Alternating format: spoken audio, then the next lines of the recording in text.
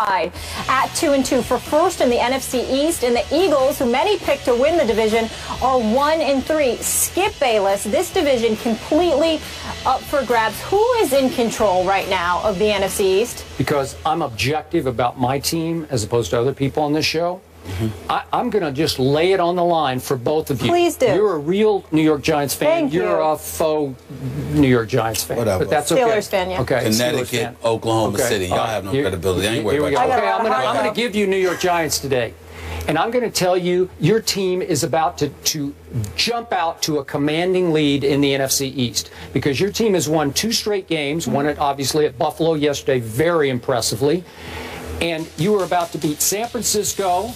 You're about to go to Philly and win. You're going to beat my Cowboys at home. You're going to go to New Orleans and win, and you go to Tampa Bay and win. And you're going to open up at 7-2, a 3 or whatever it'll be, 3 or 4 game lead over the rest of the field in the NFC East. My Cowboys, I'm sorry, I'm just going to be honest about it. They're about to lose to Tom Brady. They're about to lose at the Giants. They're about to lose to the Seahawks at home. And I think, because the Eagles do owe them one now, I think they'll lose to the Eagles, who always play well at Jerry World. Obviously, the Eagles owe them, the Seahawks owe them from last year, and the Giants owe them from opening night, a game the Giants should have won and couldn't close that deal. That was an accident waiting to happen for Eli. So my point is, my Cowboys are about to plummet to 2-6. Can they climb out of that hole if Romo comes back all the way down the schedule for the Dolphins game? I just don't know, because I think they're going to wind up 3-6 going to the Dolphins. And then I don't know what's going to happen from there. Your Giants are going to have such a commanding lead. Could they go 3-3 down the stretch as my Cowboys win their last 7? Because that's what it's going to take to catch the Giants. Skip Bayless, I'd love to disagree with you. Actually, I'm lying. I wouldn't at all. I'd love to agree with you, and I do. Because I think that the Giants could have the potential to run away with this division, not just for all the things that you mentioned, even though you left out the fact that they got the worst passing defense in the NFL right now. They got to address that, because they rank 32nd in yards allowed in the passing game. And the fewest sacks in the NFL, exactly. 5. So the combination of you not getting to the quarterback, combined with some holes in your secondary, I don't think leaves the Giants in a really strong position. But I will tell you this: one of the reasons, or 2 of the reasons I have, we can go to all 3. Philadelphia Eagles, I mean, let's face reality. They look like a shell of what they're supposed to be. There are 9 quarters out of the first, 14, 15 in the NFL that Chip Kelly is going scoreless. His teams are going scoreless. I mean, it's just an absolute travesty right now. I think he's got like 3 points in the, outside of the New York Jets game. He's got like 3 points in the first half. I mean, it makes no sense whatsoever. I don't know what the hell's going on in Philadelphia. He clearly made too many changes. He was doing things, trying to be the Lone Ranger and do things his way, and it's costing him right now. Let's look at that. Then we look at the Redskins. I like what I'm seeing from the Redskins. I loved what I saw from Kirk Cousins yesterday, because I certainly don't believe in him when the bright lights are on.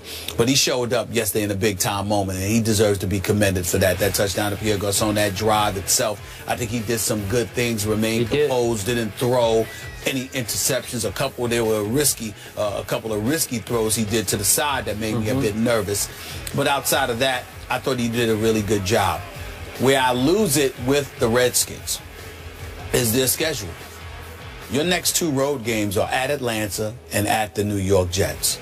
I could see the Redskins potentially losing both games. Not because their defense won't show up to some degree, but because offensively, I think those 2 defenses can get the better of Kirk Cousins. And suddenly, we're not talking about Washington right now. The Redskins deserve a lot of credit. I love what I see when they run the ball effectively. I think they're a different team. When they run the ball a lot, I think they're a different team. All right, but the problem is that I don't know if they're wise enough to do it continuously. When I think about Alfred Morris right now, I'm saying to myself, why not give this guy the ball more? He's averaging about 4 yards a carry. Matt Jones is at 4.7 yards a carry. Why not give him the ball more? So those are questions that I have about the Redskins, not to mention their defense.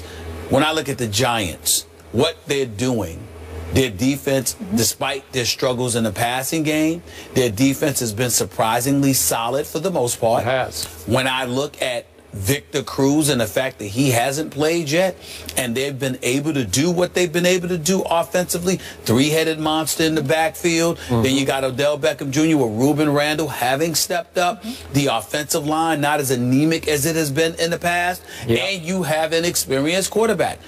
There's a lot of Dwayne Harris, a nice new piece. That's right. There's a lot of people. That's right. There's a lot of people that don't believe in Sam Bradford. The jury is still out on Kirk Cousins, even though you and I don't believe that's the case. We believe he's allergic to the bright lights. Okay? And of course, Brandon Whedon is their quarterback for the Dallas Cowboys, even though he did not play badly. But the point is, if I got to bet my money, this Eli Manning, who's Mr. Steady. I mean, this dude hasn't missed a start in practically a decade.